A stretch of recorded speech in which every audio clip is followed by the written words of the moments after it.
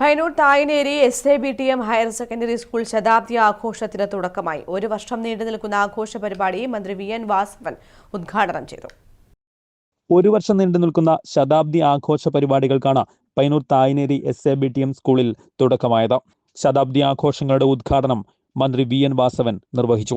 അതുകൊണ്ട് കാലഘട്ടത്തിനനുസരിച്ച് വിദ്യാഭ്യാസ രംഗത്ത് വന്നുകൊണ്ടിരിക്കുന്ന മാറ്റങ്ങൾ, പുത്തൻ കോഴ്സുകൾ, അവർക്ക് കൂടുതൽ തൊഴിൽ സാധ്യതകൾ, ഒപ്പം നമ്മുടെ സംസ്ഥാനത്തിന് ലഭ്യമായിട്ടുള്ള പുതിയ സാധ്യതകളെയും നമ്മൾ പ്രയോജനപ്പെടുത്തും. ഇന്ത്യയിലെ ആദ്യത്തെ ഡിജിറ്റൽ യൂണിവേഴ്സിറ്റി ഇപ്പോൾ കേരളത്തിൽ വന്നിരിക്കുന്നു. ഇന്ത്യയിലെ ആദ്യത്തെ സയൻസ് പാർക്ക് ഇപ്പോൾ കേരളത്തിൽ വന്നിരിക്കുന്നു. സ്കിൽഡ് ആൻഡ് നോളജ് ഡെവലപ്മെൻറ്റ് സെൻ്ററുകൾ വന്നിരിക്കുന്നു. കൂടുതൽ ഇന്നോവേഷൻ സെൻ്ററുകളും ഇൻക്യുബേഷൻ സെൻ്ററുകളും യൂണിവേഴ്സിറ്റി തലങ്ങളിൽ വന്നു കഴിഞ്ഞിരിക്കുന്നു. നമുക്ക് റോബോട്ടിക് എഞ്ചിനീയറിനെ കുറിച്ച് പഠിക്കാനുള്ള സൗകര്യങ്ങളായിരിക്കുന്നു. നമുക്ക് ഈ രംഗത്ത് കൃത്യമായി ആർട്ടിഫിഷ്യൽ ഇൻ്റലിജൻസിനെ കുറിച്ച് പഠിക്കാനുള്ള സൗകര്യങ്ങളായിരിക്കുന്നു.